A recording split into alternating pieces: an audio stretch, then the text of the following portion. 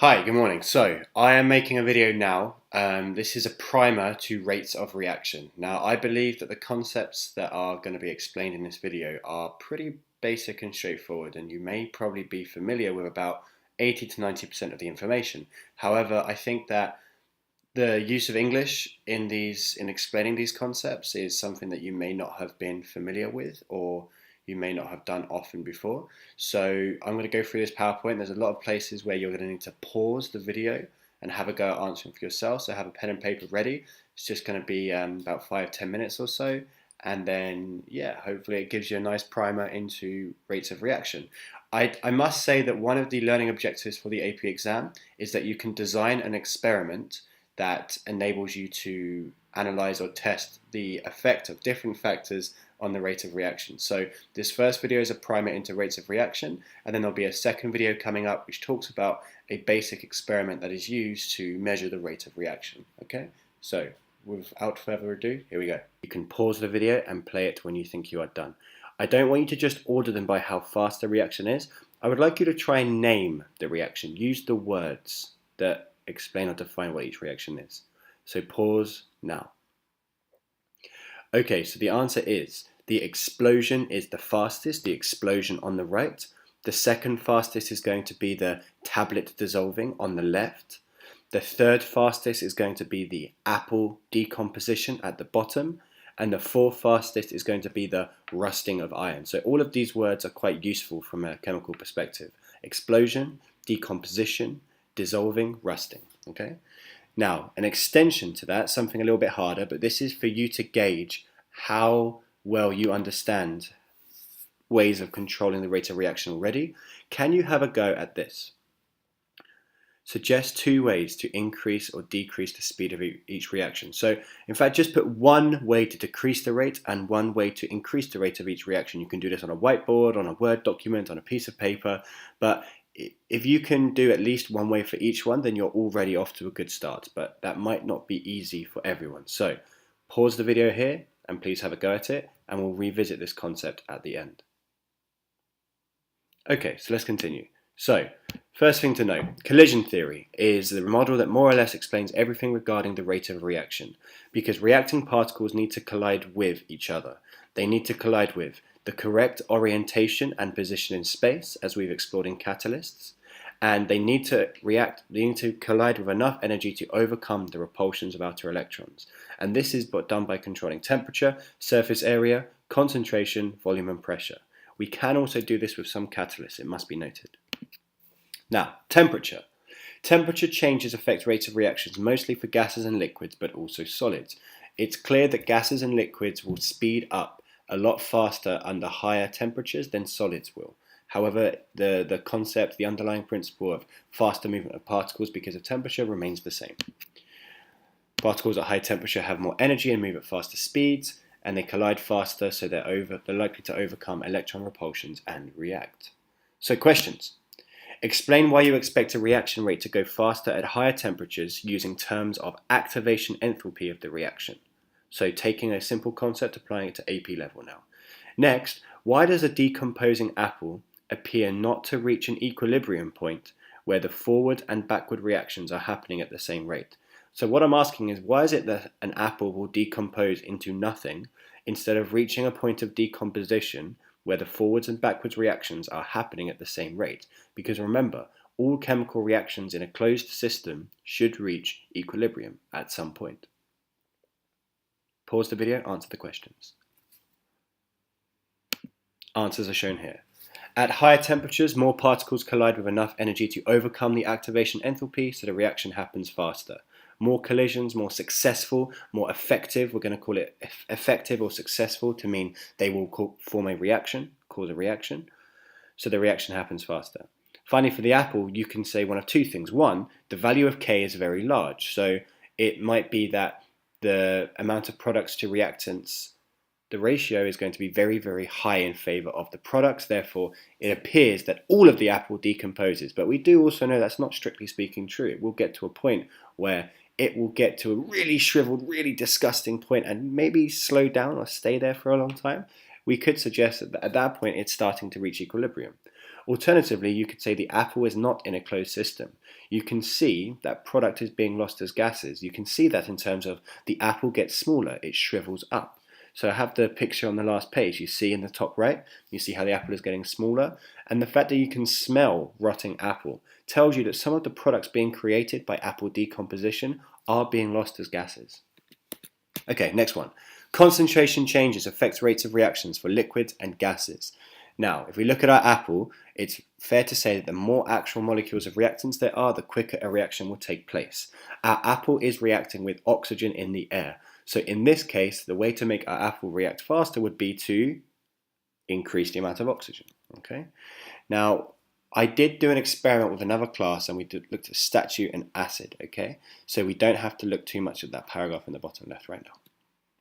Now, questions to talk about with concentrations. Why do you think 2 molar acid decomposes marble chips? Marble is like calcium carbonate, a material, faster than 1 molar acid, explaining it in terms of successful or effective collisions. You don't need to have done the experiment to be able to answer this question in English. And then finally, why does iron rust faster near the ocean? You can pause the video and have a go at answering these questions now. And the answers. The marble chips collide more frequently with acid instead of water at higher concentrations. So at higher concentrations, the amount of, let's say there are 100 collisions of the liquid with the marble chips. At higher concentrations, more of those collisions will be acid and chip, not water and chip, thus making more reactions occur and the rate of reaction will increase. For the last question, it's fair to say that near the ocean we expect the concentration of water in the air to be larger, and water is indeed one of the reactants in the chemical equation for rust.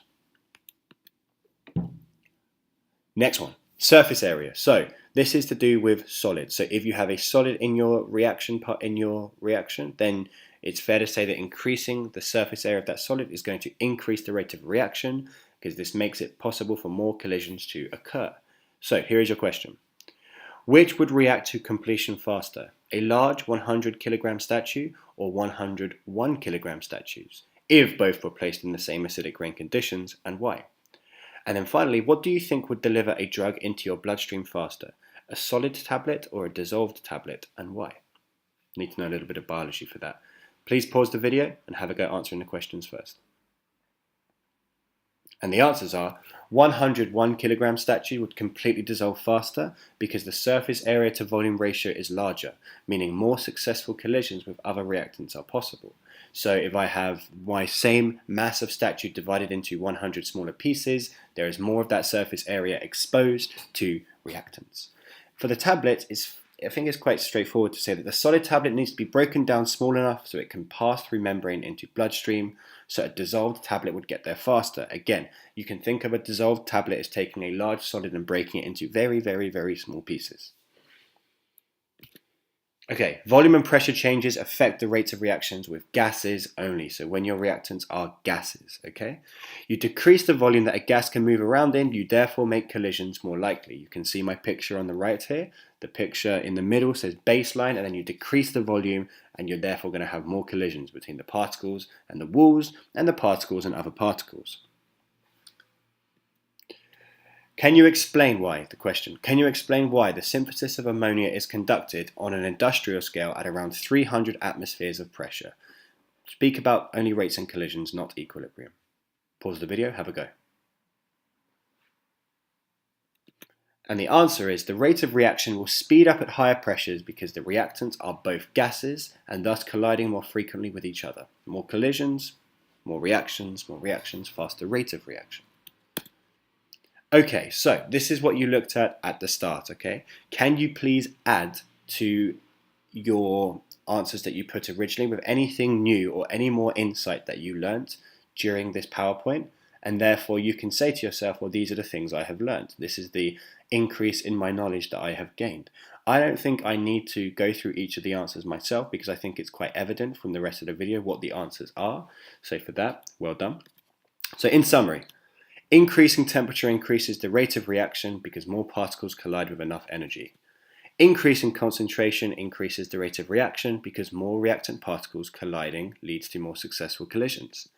Higher surface area of a solid leads to more reactant particles colliding and thus more collisions.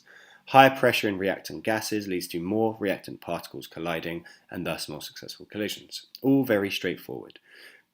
Please keep in mind that reaction rate, we are saying it increases the rate in which a reaction reaches equilibrium. But because equilibrium only occurs in closed systems, although equilibrium is only maintained, let's say, in a closed system, so if we're looking at a reaction that releases gases and we're not keeping those gases trapped, then we're not going to quite reach our equilibrium point in terms of the ratio of reactants and products. So keep that in your mind. Now, one thing that people often get confused about, if something, say, has a high equilibrium constant, so a reaction that happens to completion, so almost to completion, shall we say, like the decomposition of an apple or an explosion, there's no actual relationship between the rate and the equilibrium constant of these things. So the equilibrium constant for apple decomposition and an explosion might both be very high, but their rate is obviously very different. Now, it's possible for a very slow reaction to have a very high equilibrium constant and vice versa. So please don't be confused between the two. Remember, our rate is corresponding to a constant called little k, rate constant, and equilibrium constant is big K. Now, they are connected insofar as reaction conditions and the stoichiometric balanced chemical equation can affect both. So we'll explore that more in later videos, but what I'm trying to get at is that in industry, decisions often need to be made that lead to practical rates of reaction, so we don't want a reaction which is too slow or indeed too fast, without sacrificing too much in terms of how much product we are making at equilibrium. So just as a simple example, higher temperatures always increase the rate that equilibrium is reached. But if a reaction is exothermic, as we increase the temperature, we are going to decrease the amount of product that we want being formed. So you have to strike a careful balance. If your temperature is too high, you will not make enough product at equilibrium. If your temperature is too low, you can expect a lot of product at equilibrium, but it may take too long for you to get there. So we're going to look in a bit more detail at these sort of considerations later. First, the video after this will look at the experiment we can use for analyzing the rate of reaction, and then we'll look a little bit more detail at how equilibrium is connected to these concepts. Thanks for watching.